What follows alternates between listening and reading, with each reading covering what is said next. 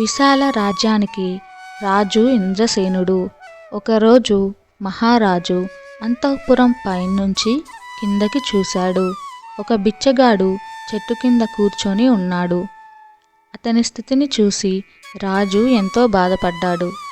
నేను ఎంతో చక్కగా పరిపాలిస్తున్నాను కదా, రాజ్యంలో అందరూ సిరి సంపదలతో వర్ధిల్లాలి కదా, మరి నా ఎదురుగానే ఒక బిచ్చగాడు కనపడ్డమేంటి అని అనుకున్నాడు.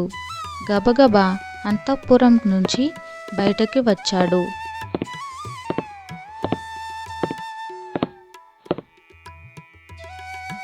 మంత్రులందరూ అతనిని అనుసరించారు. రాజు బిచ్చగాడిని సమీపించాడు. రాజు ఎదురుగా నిలబడ్డంతో బిచ్చగాడు భయంగా లేచి నిల్చున్నాడు. ఇంద్రసేనుడు అతనితో ఏం కావాలో కోరుకో అని అన్నాడు.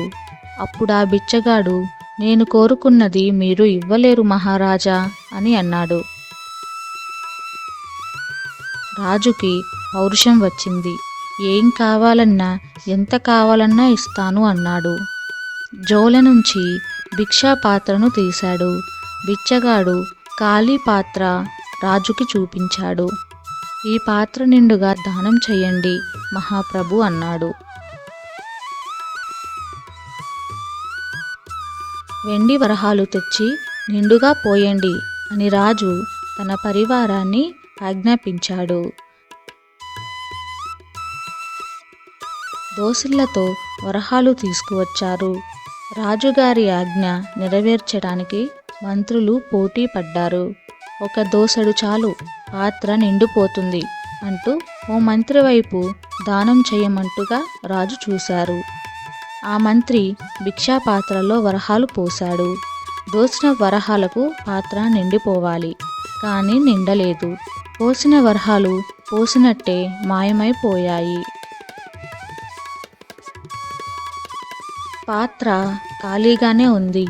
పాత్రను నింపడానికి మంత్రులంతా దోసిళ్లతో వరహాలు పోస్తూనే ఉన్నారు. ఎన్ని వరహాలు పోసినా పాత్ర నిండడం లేదు. అది చూసి అంతా ఆశ్చర్యపోయారు. అప్పటికే అక్కడికి సామంతులు, పురప్రముఖులు వచ్చి చేరారు. నేను కోరింది మీరు ఇవ్వలేరు, ఇవ్వలేనని ఒప్పుకోండి, ఎవరి దారిన వారు వెళ్ళిపోదాం అని అన్నాడు బిచ్చగాడు. రాజు ఒప్పుకోనే లేదు. తాను ఓడిపోవడమేమిటి అని అనుకున్నాడు. కోశాగారం మొత్తం తీసుకువచ్చి భిక్షా పాత్రలో వేయమన్నాడు. వజ్రాలు, వైడూర్యాలు, రత్నాలు, మాణిక్యాలు, బంగారం, వెండి ఆభరణాలు అన్నీ తెచ్చి భిక్షా పాత్రలో పోశారు. ఎన్ని పోసినా ఎంత చేసినా పాత్ర ఖాళీగానే కనిపిస్తుంది. కోశాగారం ఖాళీ అయిపోయింది. సామంతుల కోశాగారాలు కూడా ఖాళీ అయిపోయాయి. చేతిలో చిల్లి గవ్వ లేకుండా అంతా కట్టుబట్టలతో నిల్చున్నారు. అయినా రాజు పట్టు వీడలేదు. ఆ బిచ్చగాడి ముందు ఓడిపోవడాన్ని భరించలేకపోతున్నాడు. భిక్షాపాత్రను నింపేందుకు అందులో ఏనుగులను, రథాలను, గుర్రాలను కూడా ఉంచాడు. అయినా పాత్ర ఖాళీగానే ఉంది.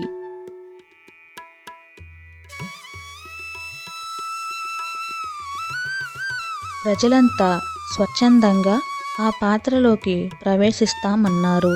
అందుకు రాజు వారించాడు. అప్పటికి సూర్యాస్తమయం అయ్యింది. రాజు చేతులు జోడించి బిచ్చగాడి కాళ్ళ మీద పడ్డాడు. అయ్యా, నేను ఓడిపోయాను, మీరే గెలిచారు.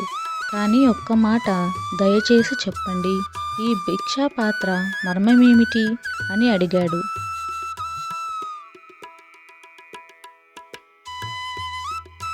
అప్పుడు ఆ బిచ్చగాడు పెద్దగా నవ్వుతూ,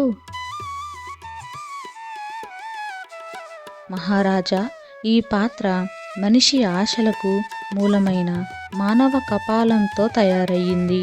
ఇది ఒక ఆశా పాత్ర. ఒకటి లభిస్తే ఇంకొకటి ఆశించే మనిషి నైజంతో తయారైన పాత్ర ఇది. మొత్తం ప్రపంచాన్నే మింగేస్తుంది. ఆశ ఉన్నంత వరకు అందరూ బిచ్చగాళ్లే అని అన్నాడు.